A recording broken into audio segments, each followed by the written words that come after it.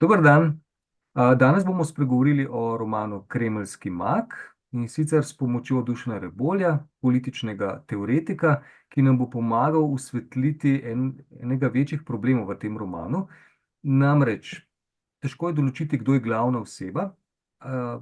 Če pa bi lahko izbrali, bi ga najbrž rekli, ena izmed glavnih oseb je Vladimir Putin, torej zgodovinska oseba. In takoj se seveda vprašanje pojavi, kje je meja med Putinom kot literarno osebo in kje je meja med Putinom kot zgodovinsko osebo. Če že v Putinu kot zgodovinski osebi vemo precej malo, kaj to pravzaprav pomeni. In upam, da bova en del tega vprašanja osvetlila. Dušan, pozdravljen. Hvala Bravo. za možnost. Grem kar k vprašanjem, temu uvodnemu vprašanju. Torej, tukaj imamo dva Putina. En je literarni Putin, upodobljen v romanu Kremeljski mag, drugi je zgodovinski Putin, ki ima trenutno zelo močno vlogo in pomen v mednarodni politični skupnosti in še zdaleč ne moramo govoriti o kakšni pretekli zgodovini, ampak o zelo aktualni sodobnosti. Zato je ta roman toliko bolj aktualen, pa hkrati tudi provokativen v tem. Tisto, kar bi vprašal, torej, težko bomo ločili med literarnim Putinom in zgodovinskim Putinom, pa tudi pri zgodovinskem Putinu je vprašanje, kdaj Putin postane Putin. Roman da tukaj eno odlomek oziroma dogodek, ki se je v resnici zgodil, pravi takole. V ulici Gorjanova na obrobju Moskve je več 100 kilogramov razstreliva dobesedno razklalo 19-stropni stanovanjski blok. Eksplozija je pogoltnila več 10 spečih družin. 4 dni pozneje, nova eksplozija ob 4 zjutraj. Uničeno je bilo še eno predmestno poslopje, žrtev je bilo več kot 100. Takrat pravi, Putin postane Putin. Na tiskovni konferenci jasno pove, da jih bodo zasledovali in uničili, kjerkoli jih bodo dobili. In to z izbranimi besedami za rusko ljudstvo, reče, ubili, fentali jih bomo tudi na sekretu, če bo potrebno. In takrat Putin ni postal samo Putin v sebi, ampak je postal Putin tudi za rusko javnost. Pravi, spregovoril je v jeziku ruskih očetov. To, kar so v tistem trenutku potrebovali. Ja, in moje vprašanje bi torej bilo, pravzaprav, a se strinja s tem, da takrat Putin postane Putin, ali se dokončno profilira kot vladar? Ja, na vsak način je za literarno delo zelo primerno ali pa precej lahko razumljivo je, zakaj ob takem dogodku pisatelj položaj predstav kot konstitutivnega za Putina. Se pravi, da Putin takrat postane Putin. Se pravi, ta Putin, ta oseba, ki jo poznamo danes kot zelo pomembnega, enega najbolj bistvenih političnih akterjev, če hočemo v svetovni politiki, da se rojstvo tega lika nekako prekrije z dogodkom, ko rusko prebivalstvo sprejme zaščitnika pred grožnjo, ki se pokaže ob eksploziji teh stavb. Do takrat je v bistvu veljal za enega birokrata, pravzaprav, ki je nadomestil nemočnega Jelcina, nemočnega glede na zahodne skušnjave in vplive, in vrnil neko dostojanstvo, ampak bil ena zelo taka tiha, tako bi rekli, brezizrazna figura. Takrat pa postane nekdo, ki stopi v ospredje in te niti vleče dejansko iz ospredja, skoraj da ne več. Ja. Zdaj, zakaj je to? Zakaj pravim, da je v čist nekem konceptualnem smislu tako primerno, da rojstvo Putina pa ta dogodek sovpadeta? Zaradi tega, ker takrat ob tej priložnosti, ki jo seveda Putin zelo, zelo vešče izkoristi, to tudi pisatelj v knjigi napiše, da znak velikega politika je to, da zna, ne da morda dogodke povzroči, ampak da jih na vsak način zna vpeti v svoje smotre, in to je Putin vsekakor naredil. Ampak zakaj je to lahko naredil? Zato, ker je Putin takrat stopil v stik z nečim, kar je v samem jedru naše usmislitve, zakaj imamo sploh državo, zakaj imamo sploh vladarje in zakaj včasih ne samo v nekih avtoritarnih režimih, ali pa tudi, ampak tudi v demokraciji, tem vladarjem podelimo zelo, zelo široka pooblastila. Namreč angleški mislec o politiki, eden največjih mislecev v politiki v zahodnem kanonu, Thomas Hobbes, je pisal v 17. stoletju. In je pri tem izhajal iz izkušnje angleške državljanske vojne. Med angleško državljansko vojno je na britanskem otoku vladal tak grozen kaos, toliko nekih ločin je bilo med sabo sprtih in se tudi spopadalo.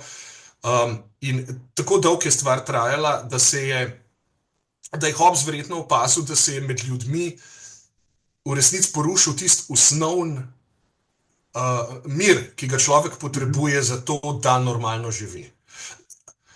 Skratka, to je bila ta izkušnja, iz katere je izhajal, in tisto, kar je on naredil v svojem velikem delu Leviatan.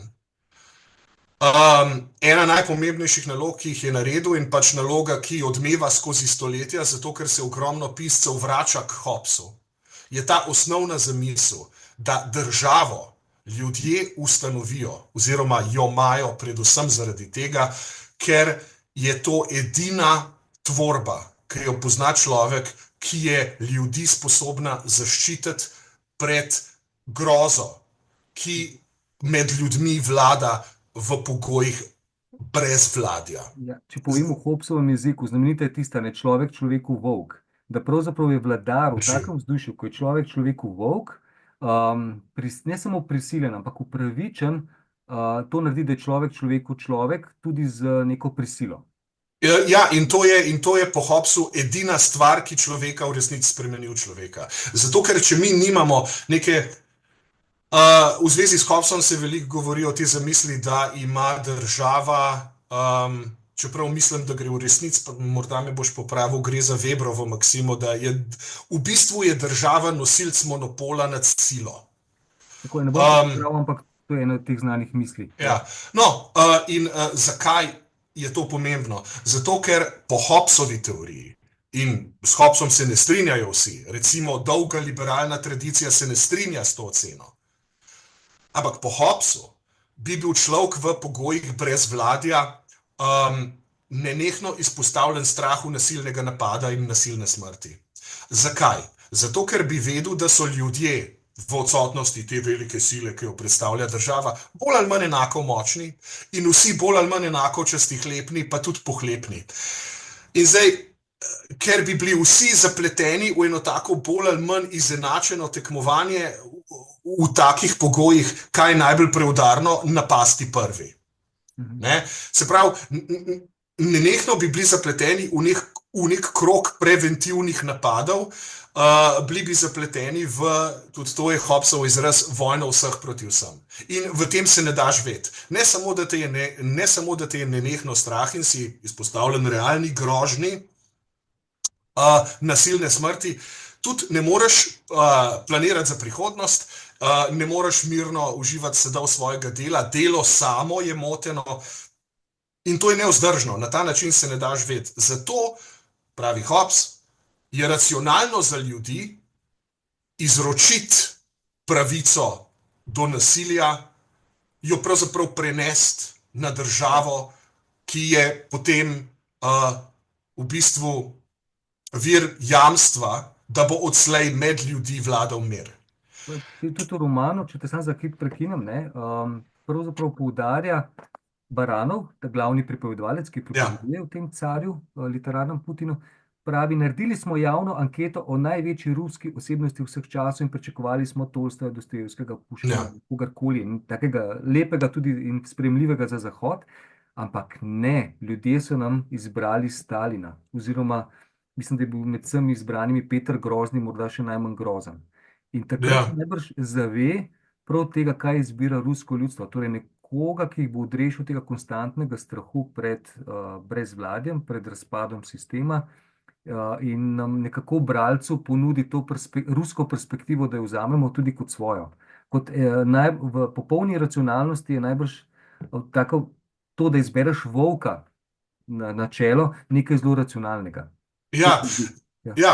To je treba poudariti, da posebej pri Hobbesovi teoriji je to dejanje prenosa pravice do nasilja na suverena, na državo, na Mhm. vladarja, ne. To je racionalno dejanje. To ni zdaj, to ni dejanje ljudi, ki bi jih strah obnoril. Do te mere, da bi si pustili kar brezpogojno vladati, samo da jih ne bo več strah. Ampak dejansko, posebej izhajajoč iz te izkušnje pač angleške državljanske vojne, je Hobbes vedel, da objektivno skoraj vsakršna oblast, tudi najbolj avtoritarna oblast, dokler od tebe ne zahteva česa tako absurdnega, kot bi bil samomor ali pa kaj takega, je boljša od tega stanja brez vladja. Zato Se te pravi, besede, a ne, pental ga bom tudi na sekretu, torej tega tako. terorista, delujejo tako pomirjujoče. Ja, tako.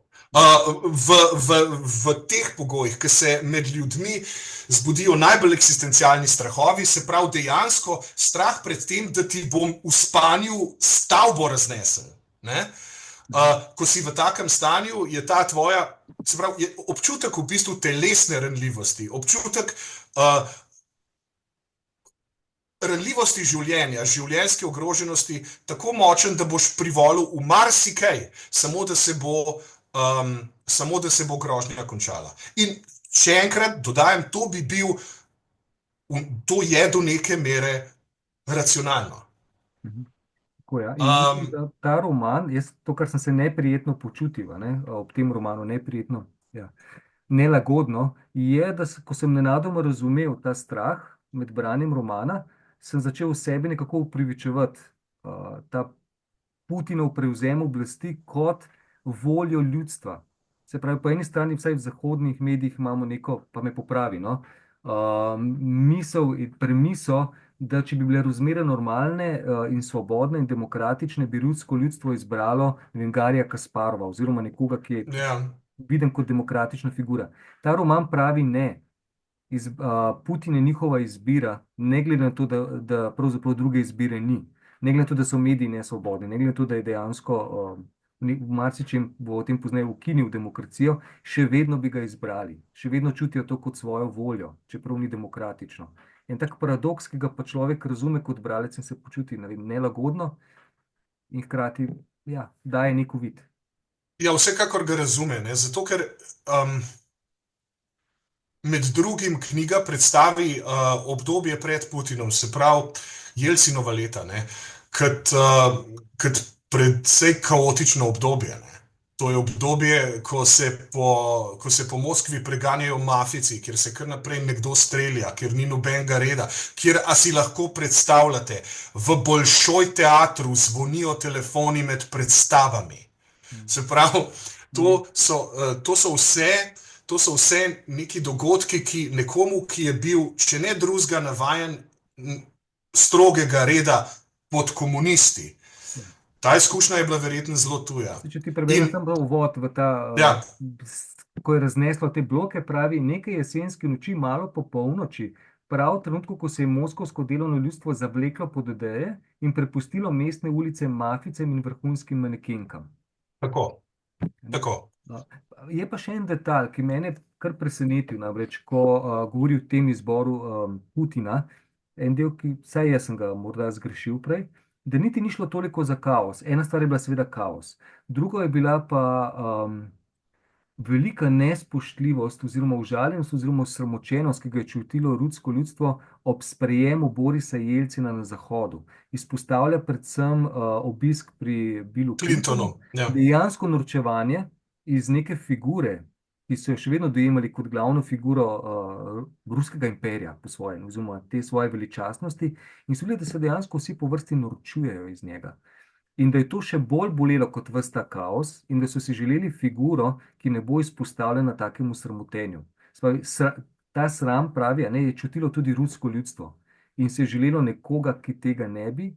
In en od odlomkov, ki to potrjuje, je sprejem Angele Merkel, nemške kanclerke, kjer ji dejansko spusti med sprejemom psa, labradorca, ve, da se ga boji in hoče pokazati, mi se ne damo. A ne, to je, ne bomo se pustili, bomo pač odgovorili, če ste vi buli, bomo mi odgovorili kot buli. Ja, se pravi, zelo nazoren je v knjigi opis, prav dolg nazoren opis tega, kako je Jelcin bil na tiskovni konferenci s Clintonom, skratka, ne vem, če je bila tiskovna konferenca, pojavil se je skupaj s Clintonom pred kamerami in se obnašal kot popoln bedak in pijanc. Mhm. Ampak Clintonov odziv ni bil tak, da bi enostavno poskusil vse skupaj zanalašč spregledati. Clintonov odziv je bil smeh in v bistvu porok, vedno bolj porok. Clinton si ni mogel pomagati, da se ne bi smejal. In tako ponižanje, se pravi pisatelj te knjige, je bilo tako za rusko ljudstvo, za ruski narod, kot za samega Putina nekaj popolnoma nesprejemljivega. Ni se smelo dopustiti, da bi bila Rusija spet tako zelo ponižana na svetovnem prizorišču, Ja. kot je to naredil Jelcin. Tisto, kar lahko očitamo takrat Billu Clintonu, mislim, očitamo, ne, če že kot tedanjemu ameriškemu. Neke vrste neumnost mu tudi pisatelj očita. Tako je, v bistvu dve stvari sem videl, da mu očita. Eno je, da ne zmore ločiti vloge od človeka. V tistem hipu, tam je bil ruski predsednik in bi se moral obnašati kot ruski predsednik, kot se obnaša do ruskega predsednika, ne glede na to, kdo je. Ja, Boris Jelcin, se to je vedelo tudi ljudstvo, je bedak in je pijanec, ampak je ruski predsednik in obnašamo se do njega kot do vloge. To je bilo prvo. Drugo pa, kar je mogoče še bolj očitno in danes mogoče izstopa, je pa izrazito podcenjevanje, ki dejansko kaže na eno veliko spregledovanje oziroma tudi neumnost te zahodne strani, ker ne razumejo, če bi se živeli v rusko ljudstvo in ga želeli vplivati nanj, potem bi morali upoštevati, kaj rusko ljudstvo želi videti in slišati. In tega niso storili. Dve stvari. Ja, tako da, zdaj mislim, da sva izpostavila ta dva glavna pola. Ne. En je bil pol v bistvu najglobljega materialnega interesa, ker najgloblji materialni interes za vsakogar je, da preživi. Na drugi strani, strah. Na drugi strani imamo pa simbolni interes. Ne? Želja po nekem samospoštovanju, kulture. Želja po samospoštovanju in po spoštovanju iz strani drugih. Ne? Tako da, in zdaj tle sta odziva dva. Takrat, kadar ti kdo, bomo rekli, poseže v simbolni interes, je vsaj po mojem odziv bolj ogorčenje kot kaj drugega. Ko ti pa kdo poseže v materialni interes, je pa odziv bolj strah. Posebej, če je materialni interes tako zelo eksistencialen, kot je preživetje. Ne? In tukaj pa v bistvu obstaja obsežna literatura o učinkih strahu iz recimo socialne psihologije, ki tudi pojasnjuje, zakaj je bil Putin, zakaj je bilo za Putina tako učinkovito izkoristiti prav ta dogodek. Ne? Namreč, sva že obdelala to, ne, da na simbolni ravni se je lahko razločil od Jelcina. Ne? Se pravi, Rusi so lahko rekli, teroristični napad. Tako, se pravi, odziv na ta teroristični napad. Njegov javni odziv, način, kako se je predstavil. Ne? Na simbolni ravni se je lahko jasno razločil od Jelcina. Na tej materialni ravni se mu je pa zgodilo naslednje. Kadar je ljudi strah, se jim zož pogled. Ne? In se pravi, pozorni so bili tisti trenutek, seveda, samo na telesno varnost. Se pravi, njihova pozornost je bila usmerjena na to, kaj bo Putin naredil v zvezi s tem. Ne? Niso preveč razmišljali, kaj bo naredil v zvezi s celo vrsto drugih stvari. Ne? Ok, se pravi, to je bila prva stvar. Pozornost ruskega ljudstva je bila usmerjena v odziv na ta konkretni dogodek. In kaj se je še zgodilo? Zato, ker strah potegne za sabo zahtevo po takojšnjem ukrepanju, zato, ker vse druge skrbi nenadoma odpadejo, ne? Je bilo ljudstvu precej vseeno, kako bo Putin dosegel ta varovalni rezultat. Ne?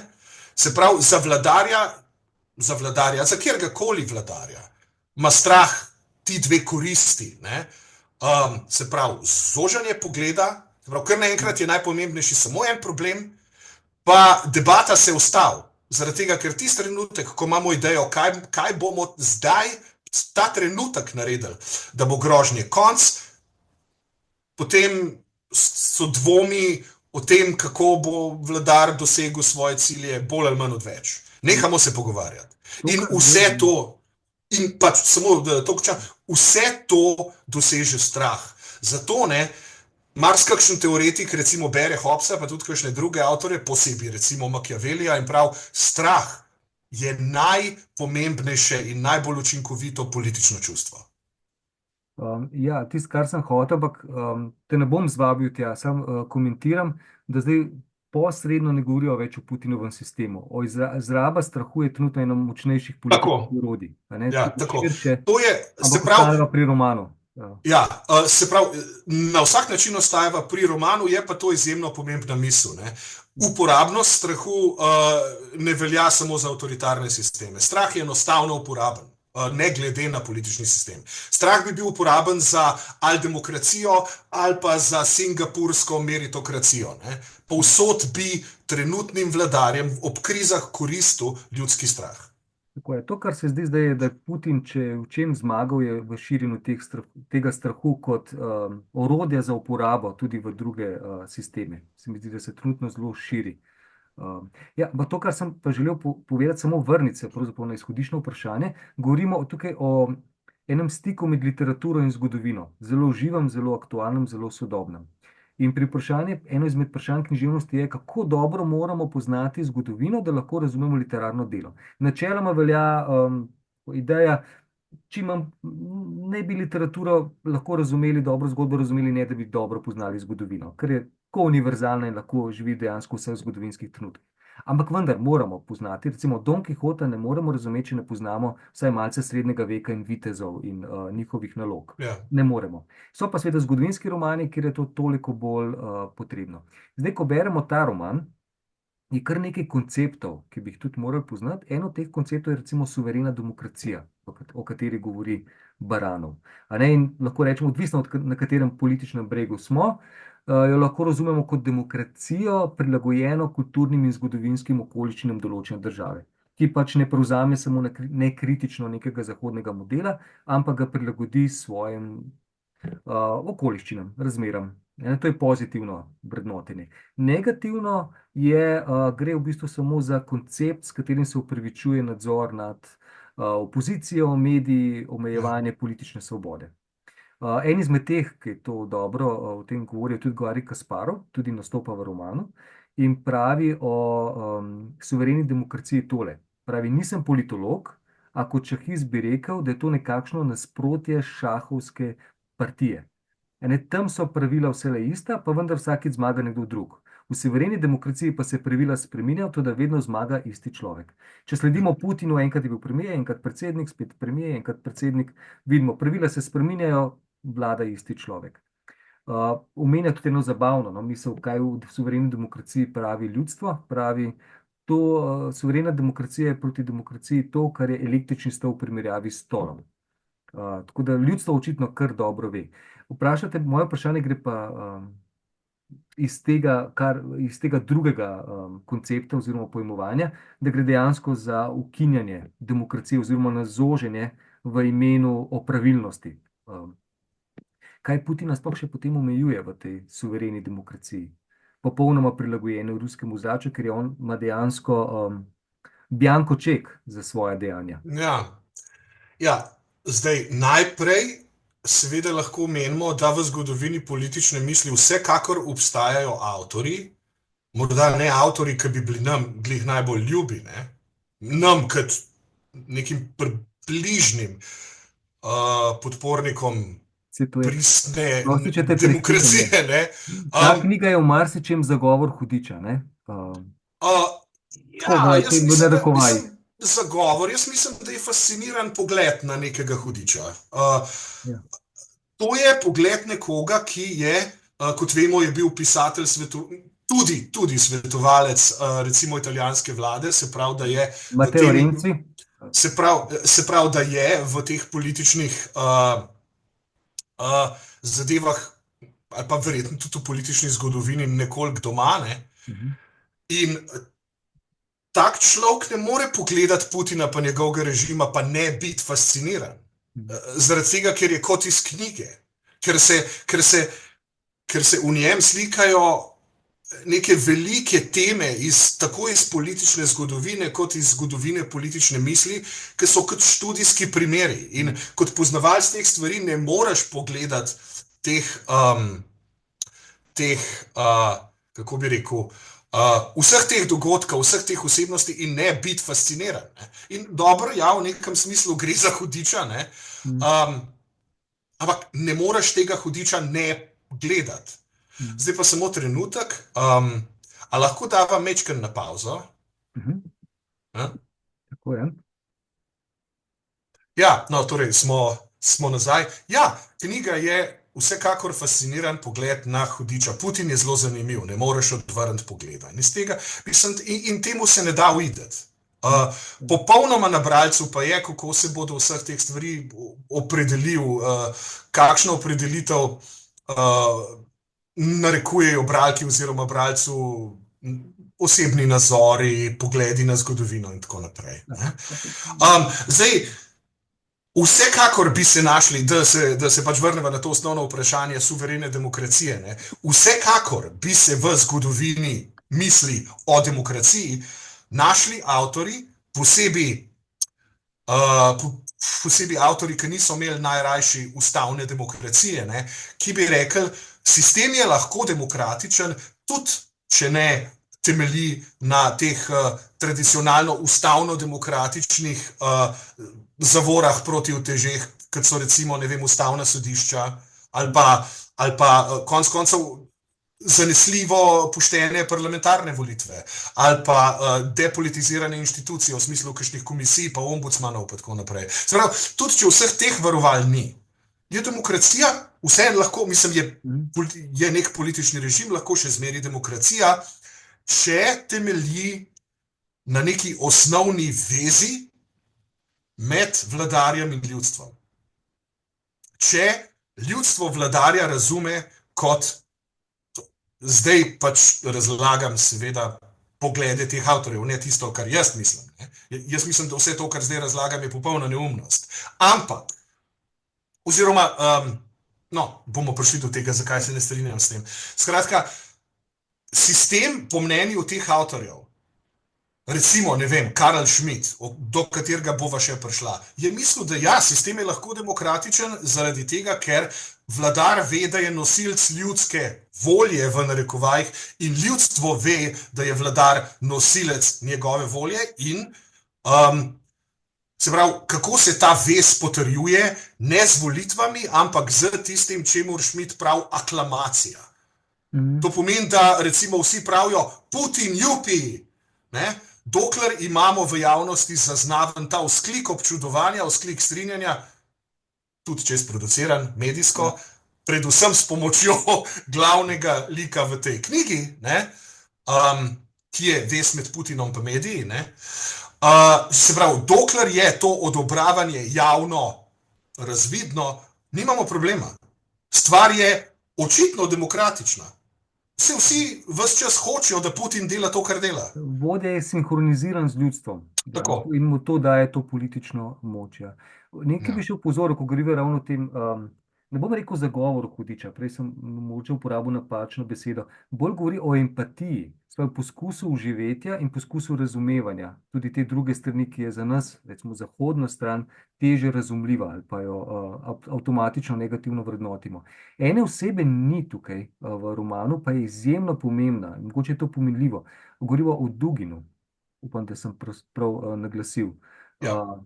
To je, njemu so rekli dejansko Putinovi možgani, pa to, kar Baranov dejansko, Baranov ta pripovedovalec, ki mu pravijo, da je ta Putinov najožji svetovalec in vodja, ne, je dejansko sestavljen iz več oseb, bi lahko rekli, ne, več od Sečina, ne, te Putinove desne roke in pa Dugina kot misleca in teoretika. Kaj praviš na to manjka in hkrati je zelo prisoten? Ja, zdaj tako. Jaz ne bi čist rekel, da je Dugin, Dugin se mi zdi, da ni toliko zajet v tem liku pripovedovalca. Dugin je bolj zajet v liku, se pravi v književnem liku, ki ima v resničnem življenju ustreznika, in sicer Edvarda Limonova. Tako, ja. Edvard Limonov je posebej za nas iz Balkana precej ogaben lik. Zato, ker smo ga med drugim videli med obleganjem Sarajeva v družbi srbskih topničarjev na gričih okrog Sarajeva. Je bil on, znan je tisti posnetek, ko pride Limonov na obisk k tem topničarjem in mu dajo v roke snajper puško in z njo strelja v Sarajevo. Se pravi, potem njega poznamo mi. Rusi ga poznajo malo drugače. Limonov je bil na prehodu iz 80-ih v 90-ta član nekega intelektualnega kroga, kamor je spadal tudi Dugin, ki je poskušal o Rusiji in rustvu razmišljati na neke nove načine, in sicer na načine, ki bi bili razločeni tako od recimo te zahodne kategorije liberalne demokracije, kot od recimo komunizma, ne.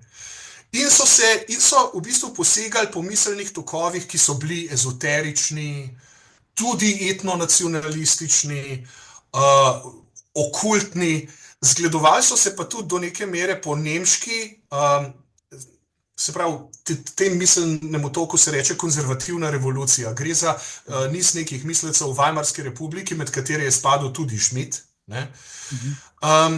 In so poskusili formirati nek nov način, na katerega bi Rusija lahko razmišljala o sami sebi. O tem, kam v svetu spada. In skozi leta je Dugin, zdaj pustiva Limonova primeru, ne, za en čas, Dugin je, on govori o četrti politični teoriji.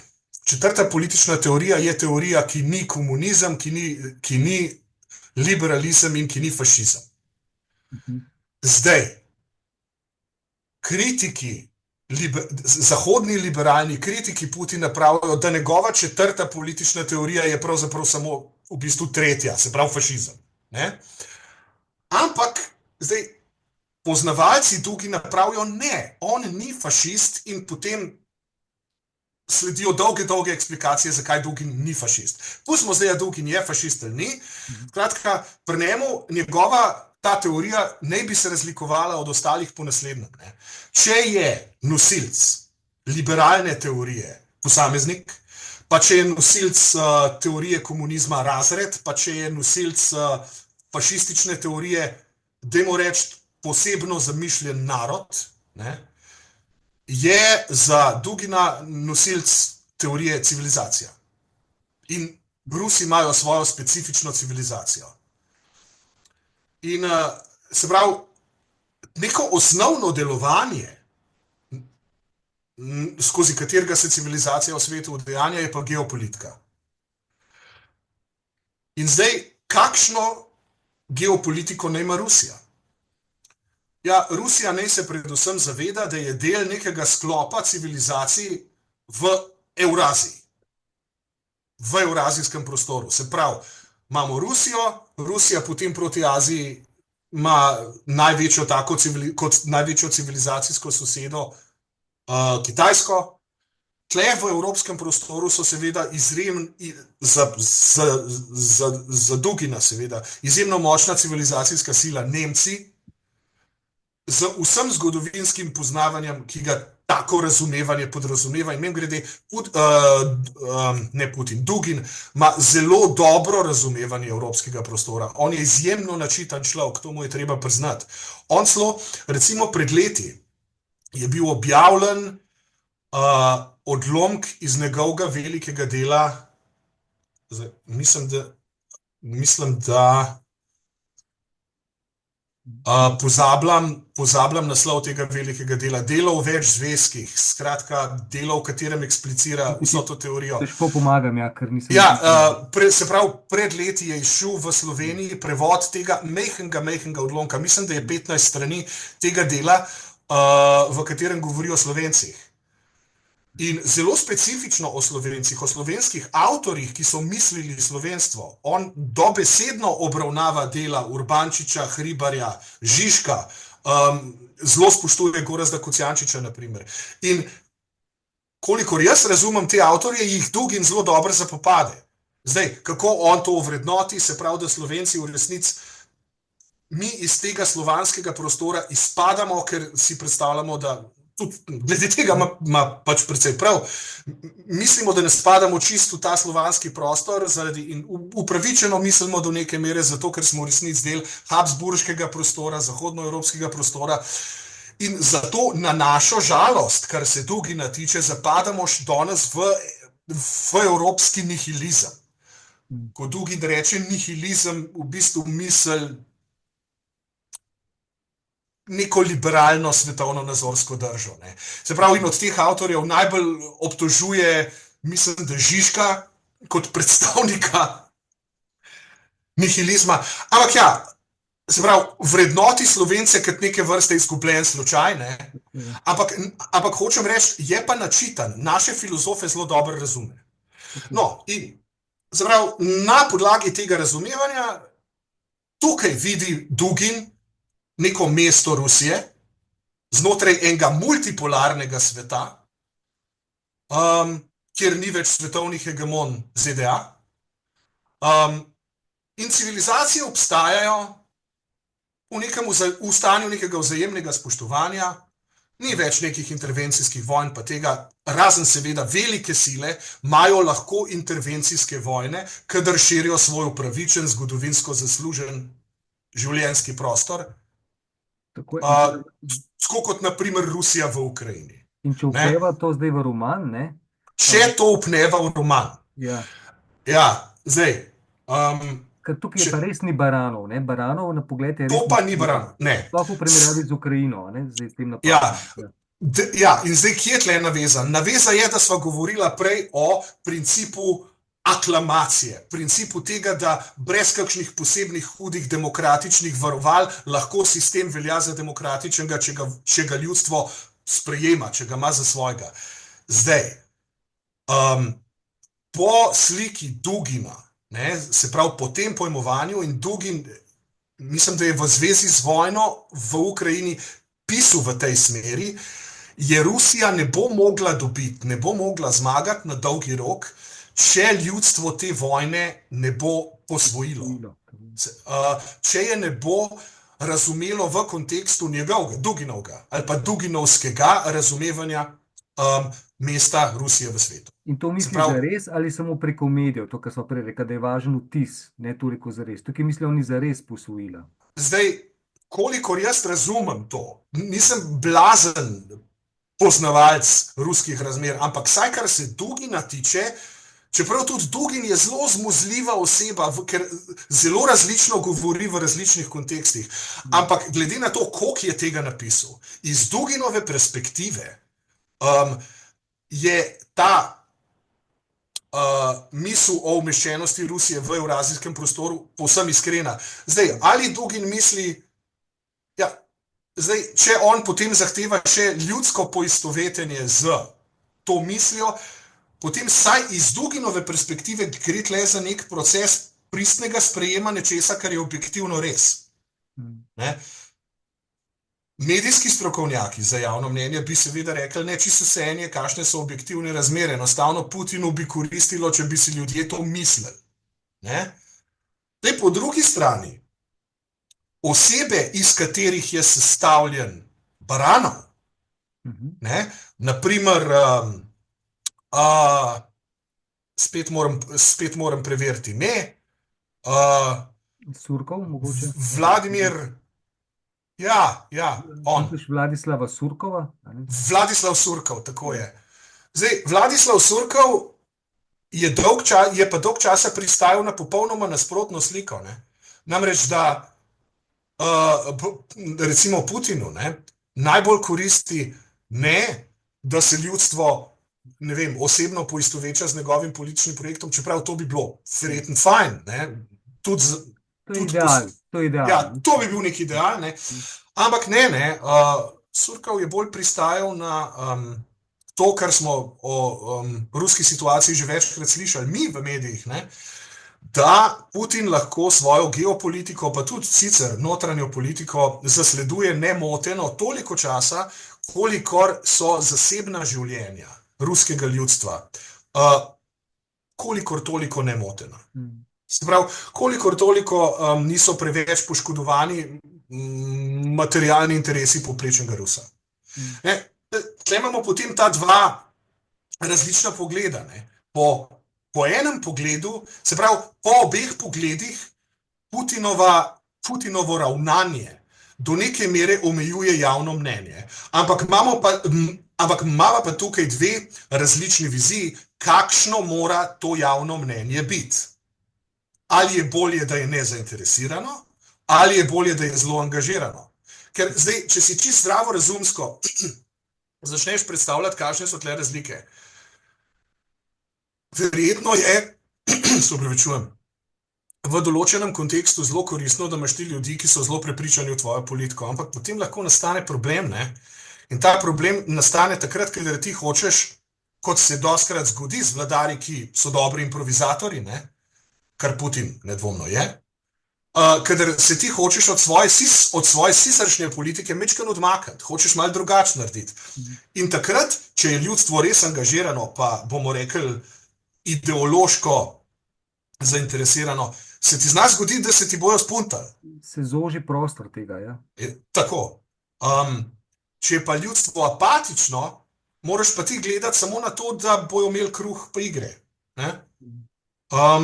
In lahko potem nemoteno deluješ, tako da morda za vladarja, kakršen je Putin, ali pa morda za vsakršnega vladarja, ki se hoče hitro odzivati na svetovne razmere, je bolje, če je ljudstvo nezainteresirano.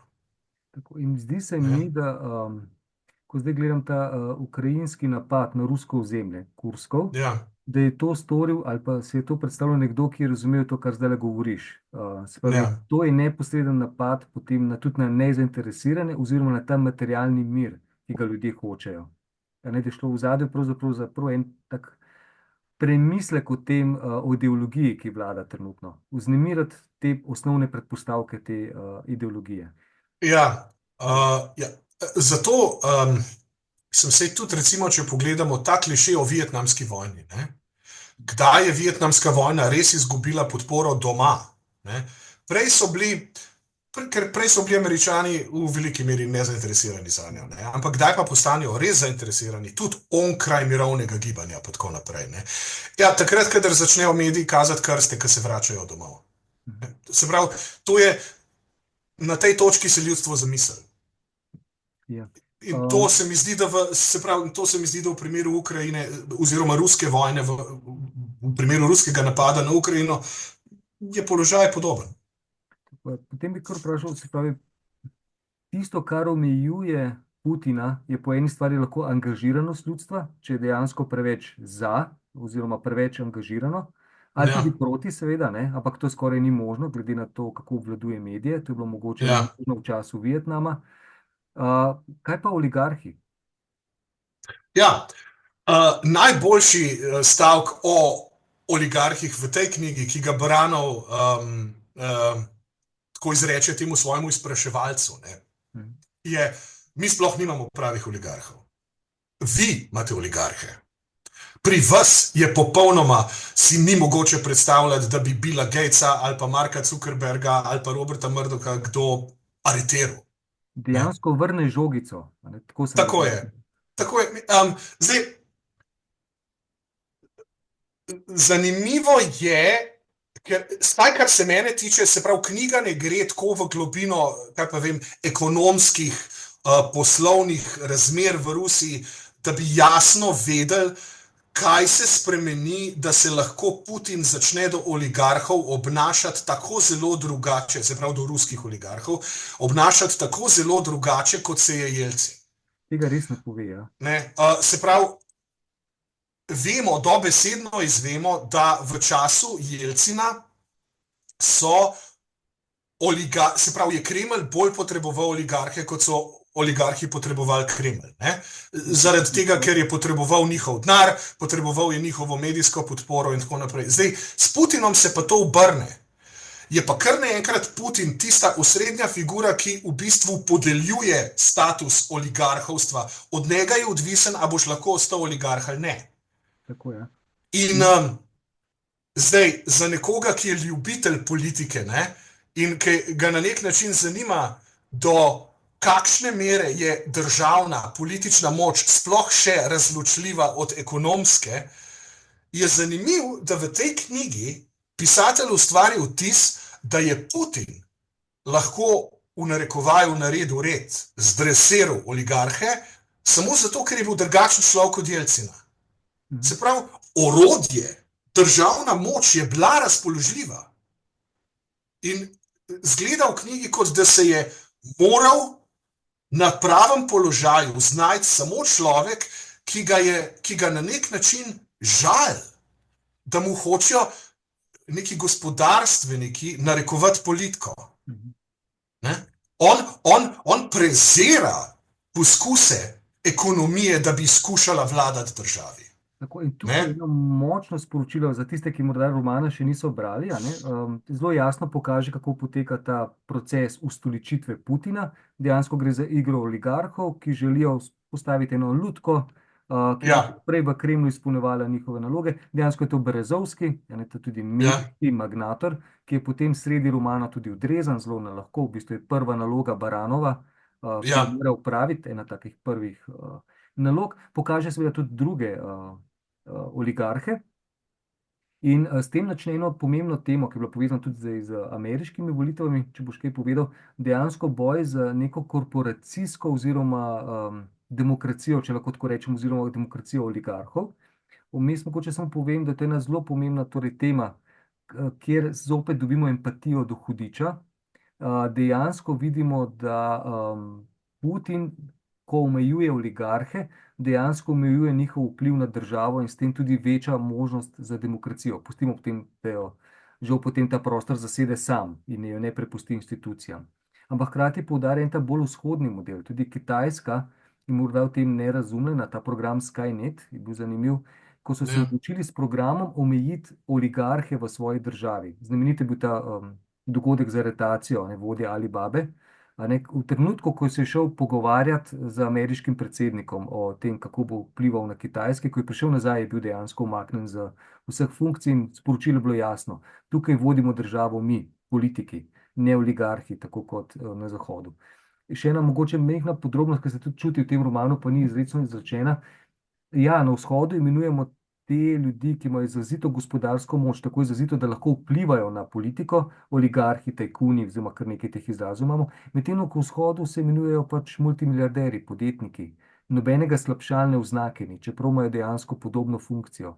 Ne moremo si predstavljati funkcioniranja političnega sistema brez njih. Tako je, torej ta vloga oligarhov je posebej poudarjena in tukaj je Putin neke vrste junak, on si jih podredi. Ja, zdaj, in kritika, nisem bil jasen, kritika, ki je posredna, je, Zahod pa tega ne stori. Zahod tega ni sposoben storiti. Ampak še enkrat, samo zdaj, slika, zakaj je res vse odvisno samo od Putinove volje, ne? Ta slika ni čist jasna, zato ker noter v knjigi se mi zdi, da Baranov reče tudi nekaj takega kot spremembe je v Rusiji zelo težko delati. Spremembe, zato ker je vse strukturno, vse se zgodi strukturno, počas, to so ogromni sistemi, premiki so izjemno počasni. In mislim, da ne dobimo neke jasne informacije, kaj točno se je zgodilo, da Putin je pa to lahko naredil. Ne? Zdaj, izvemo, da Berezovskega odstrani tako, pač lahko ga odstrani, zato ker je država 51% lastnik njegovega podjetja. Ne? Ampak kasneje, ko pa odstrani Hodorkovskega, se pa v kakšnih lastniških deležih pa tako naprej sploh ne pogovarjamo. Enostavno ga zapre. Ne? Enostavno ga da zaprt. In samo to bi rekel, da ja, knjiga portretira Putina kot nekoga, ki mu uspe zdresirati bogataše, ob tem, da sam njega zanima moč, njega ne zanima denar. Ne?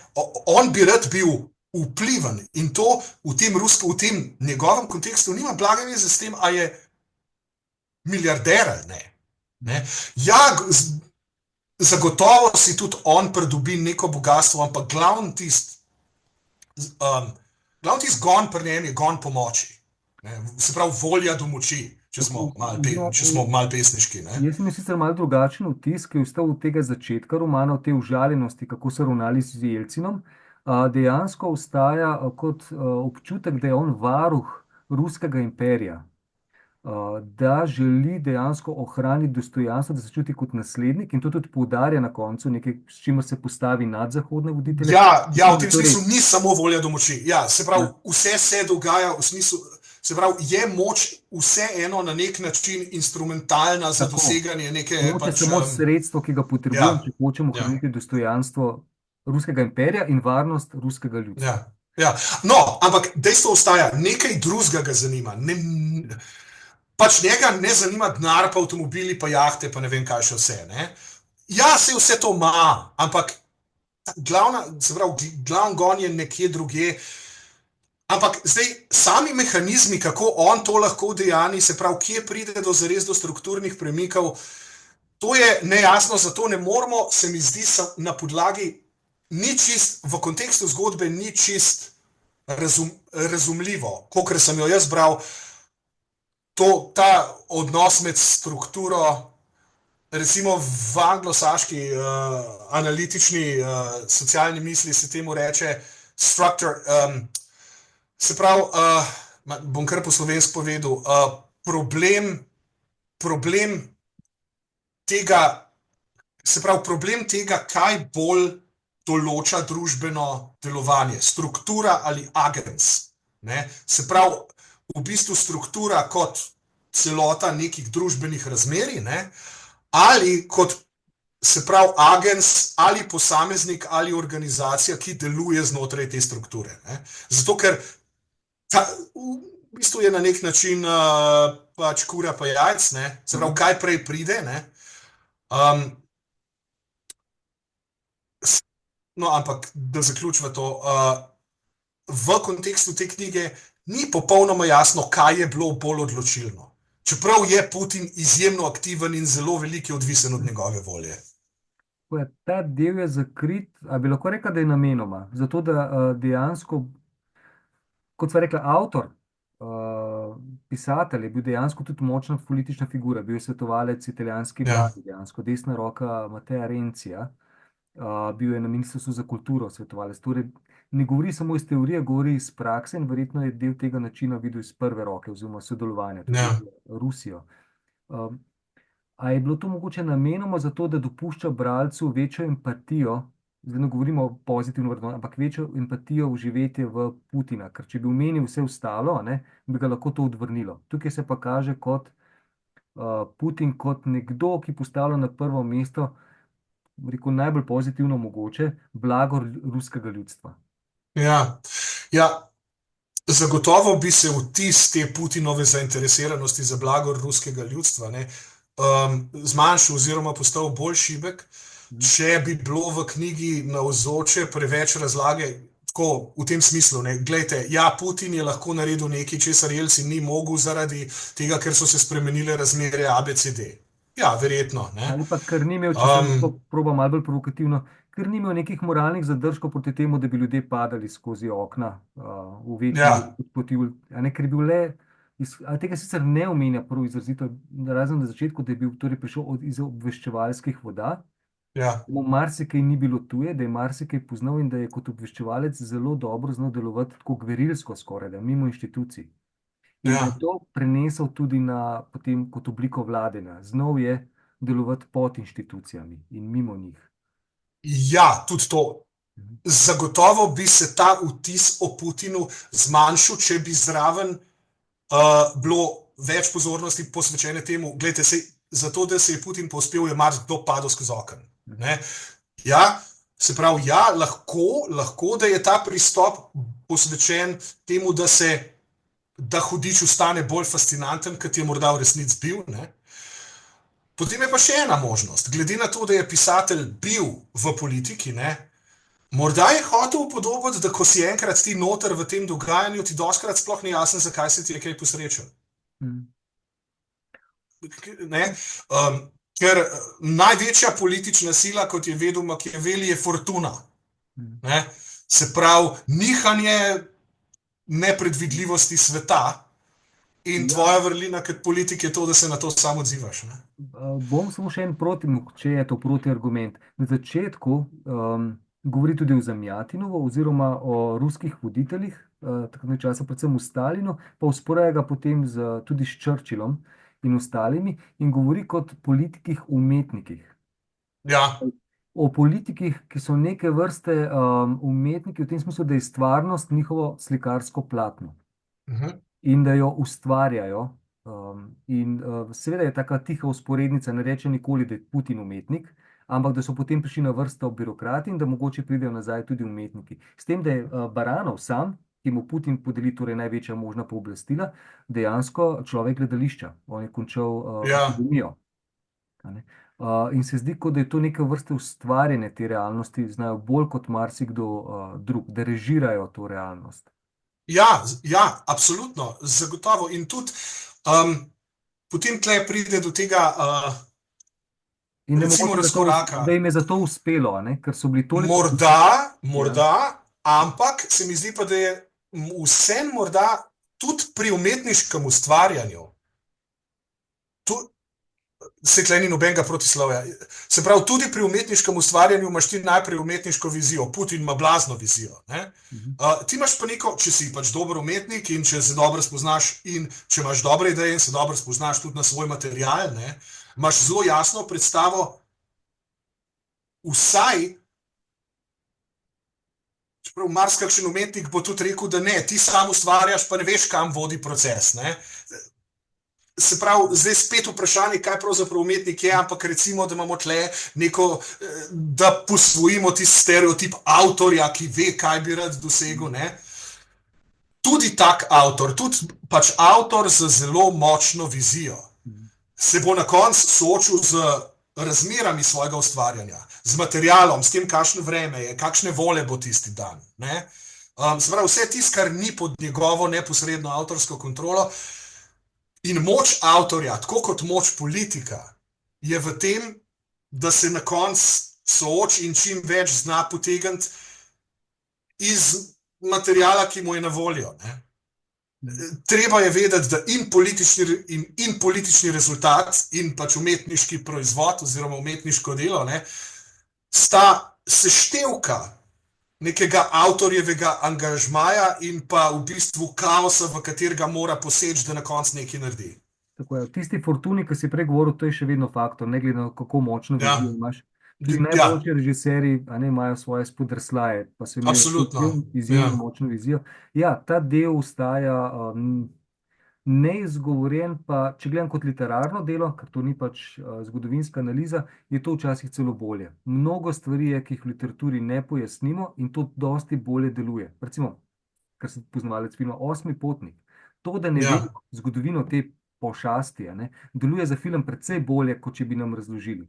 Ja, in absolutno. In v prvem Osmem potniku, ne, je bilo izjemno dobro, da je bila pošast večji del filma v temi, zato da je največ naredila človeška domišljija. Ne. Zato ker, če ti gledaš fotografije iz snemanja filma, dobro osvetljena je pošast izgledala grozno. Čist brezvezna je bila, smešna je bila.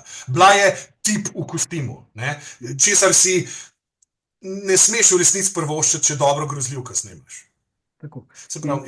Poznejši deli, ki so šli potem pojasnilo tega, ko so šli v sequel, v predčas, dejansko bili zelo kritizirani kot nekaj, kar je škodilo samemu Osmemu potniku. No, to. Še ena druga pošast je trpela od tega, ker so jo iz želje po zaslužku so snemali nove in nove stvari in so jo pojasnili. Hannibal Lecter. Recimo, ja. Hannibal Lecter je izjemen lik v filmu Ko jagenjčki obmolknejo. Zato, ker tam rečejo njemu samo, ja, v bistvu mu pravijo psihopat sam zato, ker v resnici nimajo kategorije za tisto, kar on je. In potem ga recimo lahko gledaš z neko fascinacijo. Ne.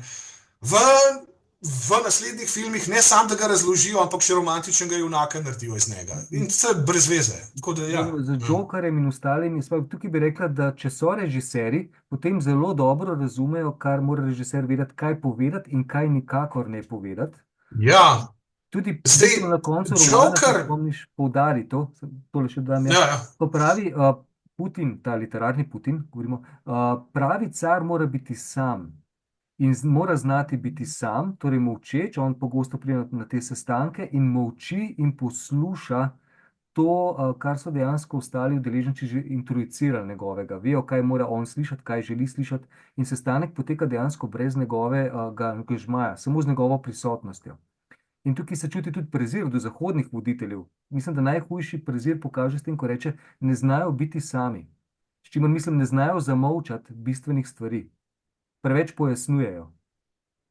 Ja, no, to je seveda zdaj. To poznamo, recimo, ne vem, iz iger s kartami, ne, pač svojih kart ne smeš pokazati. Ne. Se pravi, da ta princip lahko razumemo popolnoma strateško. Najboljše je, če si ti že na taki poziciji, da se samo pojaviš in se bojo vsi okrog tebe samo zaradi tvoje navzočnosti v resnici sesedali. Ne. Se pravi, to prvič je to dobro. Ne. Drugič je pa to dobro, da drugi ne vejo tistega, kar ti veš, pa kar ti nameravaš. Ne. Zato biti sam. Tako je, mogoče to Ja, pojasnjuje, kar smo prepovedali, da tudi sam pisatelj, da Empoli ne želi povedati, oziroma je putinovski pri svojem pisanju, pove to, kar dela zgodbo, to, kar želi. Ne? No, mislim, da od njegovih stvari je ja, prikazati tega Putina literarno kot podobo, ne zdaj zgodovinskega Putina, ampak tipa vladarja. Z vsem tem, kar si prej povedal, a ne, torej tipa vladarja, ki postane volk, zato da ljudem ni potrebno biti drug drugemu volk, svoje prevzame neko odgovornost in mu s tem da neko pozitivno konotacijo dejansko, a ne, kot nekdo, ja. ki se žrtvuje. Zdaj govorimo strogo o literarni upodobitvi. Zdaj govorimo strogo o literarni osebi, zato ker do kakšne mere v dan današnji Rusiji človek človeku ni volk, to je druga stvar. Tako.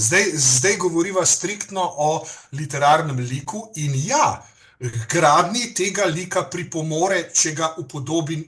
Se pravi, če ga pisatelj upodobi na ta način, ker na koncu, kaj ta portret Putina naredi? V resnici izda verjetno na neki ravni pisateljeve lastne vrednote, oziroma vsaj stvari, na katere, ki se jih pisatelju zdi dragoceno izpostaviti.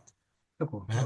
Ja, evo, in tukaj bi jaz naredil eno tako piko, da smo se zopet vrnili k temu literarnemu Putinu, torej kot podobi tega vladarja, ki zdaj žal, na srečo, kakorkoli, z mojega vidika bolj žal, no, postaja kar en prototip vladarja, tudi na Zahodu. Torej avtoritativni, ta suverena demokracija kot pojem se širi. Mnogim je všeč. Če rečemo Ja, iliberalna ja. demokracija ali kakršenkoli drugi podoben izraz, ki se prekriva, ne, je vzhajajoč in z tega vidika je roman precej bolj univerzalen, kot bi si morda Ja. mislili, kar je za literaturo konec koncev dobro. Hvala, Dušan, za pomoč pri tej osvetlitvi razlike med tem zgodovinskim in literarnim Putinom. Jaz upam, da bo to tistim, ki so prebrali, pomagalo. Predvsem priporočam branje prej, preden poslušate to, čeprav verjamem, da bo marsikatera misel dragocena tudi tako, tudi če ne poznamo same te. Tako da hvala, Dušan, in se vidimo v priložnosti, ko bo kakšen podoben roman. Hvala za vabilo, se vidimo.